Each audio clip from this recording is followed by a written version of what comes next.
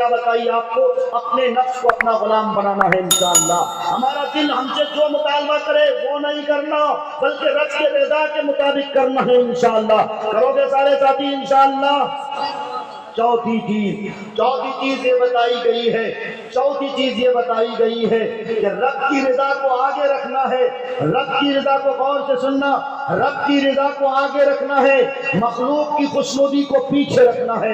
اولاد کی محبت پیچھے رہے گی، رب کی محبت آگے رہے گی. رب کی رضا آگے رہے گی، اولاد اور دنیا کی رضا پیچھے رہے گی. لیکن آج ہم کرتے ہیں، مؤذن پکارتا ہے حی علی الصلاۃ حی علی الفلاح، آؤ کامیابی کی طرف، آؤ فلاح و بہبودی کی طرف، آؤ ترقی کی طرف. نہیں آتے. مؤذن پکارتا نہیں آتے. لیکن کوئی کہہ دے کہ مکھیا جی یوجنا تقسیم کر رہے ہیں، دیکھ لو پھر کتنی لائنیں لگتی ہیں لوگوں کی. اللہ اکبر. کہہ دیا جائے کہ رات کے 2 بجے پردھان منتری کی ایک یوجنا تقسیم کی جائے گی، لوگوں کو 1,000 ملے گا. اتنی چھوٹی سی رقم کی بات کی جاتی ہے، لائنیں لگ جاتی ہے، بھیڑ لگ جاتی ہے، بھیڑ ہو جاتی ہے. 1,000 کے خاطر، 2,000 کی رقم کے خاطر تم لڑائیاں کرتے ہو، لائن میں لگ کر لڑائیاں کرتے ہو. لیکن اللہ فرماتا ہے من ذا الذی یقرض اللہ قرضا حسنا فیضاعفہ لہ اضعافا کثیرا. تم ایس بی آئی میں پیسہ جمع کرتے ہو، اس میں انٹرسٹ کی رقم، سود کی رقم شامل ہوتی ہے. لیکن اللہ کہتے ہیں آؤ اللہ کے اکاؤنٹ میں پیسہ جمع کرو. تم 1 دو گے اللہ 10 گنا دے گا.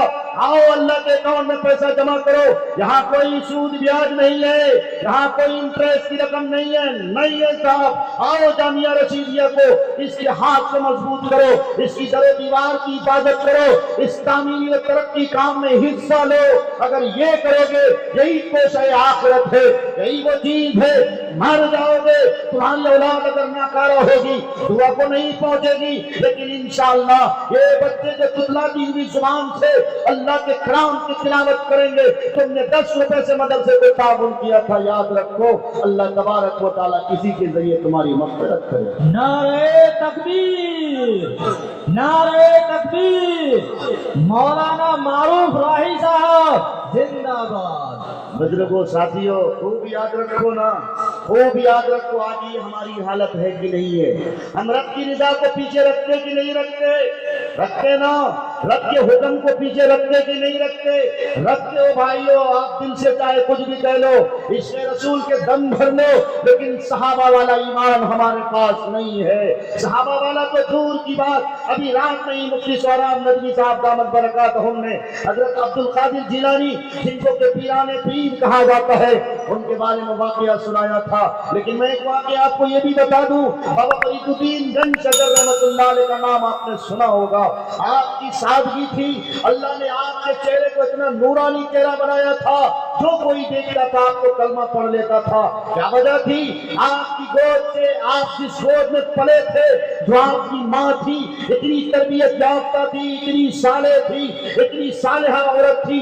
قرآن نے جو بتائی ہے وہ بات، اللہ تبارک و تعالیٰ نبی پاک صلی اللہ علیہ وسلم نے جو طلاق کی بات آئی تھی قرآن میں، وہ جو تذکرہ ہے عسیٰ ربہ ان طلقکن ان یبدلہ ازواجا خیرا منکن مسلمات. یعنی ایک مومنہ عورت کی جو صفت بتائی گئی ہے کہ وہ عابدہ بھی ہوگی، زاہدہ بھی ہوگی، قانتہ بھی ہوگی، صائمہ بھی ہوگی، صالحہ بھی ہوگی، وہ متقیہ بھی ہوگی، وقت کے زاہدہ بھی ہوگی. ساری صفتیں جب ایک عورت میں پائی جائے تو سمجھو کہ اس کی گود کا بچہ کوئی وقت کا قطب پیدا ہوگا، کوئی وقت کا دال پیدا ہوگا.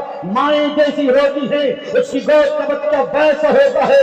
اگر عبد القادر جیلانی پیدا کرنا ہو، اگر آپ کو چاہیے کہ اویس قرنی پیدا کیے جائے، آپ کو لگ رہا ہے کہ دل سے حضرت مولانا ابو الحسن علی الحسن ندوی جیسی شخصیت پیدا کی جائے، آپ کو لگ رہا ہے کہ پھر سے ابو مولانا محمد قاسم نانوتوی رحمۃ اللہ علیہ جیسا کوئی بچہ جنم لے، تو ماں کی گود اچھی ہونی چاہیے، مائیں بہتر ہونی چاہیے، ماں کی زندگیاں محفوظ ہونی چاہیے، ان کی عزت و عصمت کی حفاظت کے انتظامات ہونے چاہیے. لیکن بدقسمتی ہماری، ہم اپنی ماں بہنوں کو الرجال قوامون علی النساء کے برعکس کرتے ہیں. ساری ذمہ داری عورتوں پہ ڈال دیتے ہیں، اور ہم مرد حضرات عورتوں کے نوکری کے پیسے کھاتے ہیں، بچوں کو پالتے ہیں، پوستے ہیں. بچوں کو نہلانے کا کام مردوں کا ہو گیا. عورتیں جاتی ہیں، اسکول بھی کرتی کرتی ہیں माशाअल्लाह से और खरीद و फरोख्त भी करके लाती हैं। ये मर्द जोरू का गुलाम नहीं होगा तो क्या होगा?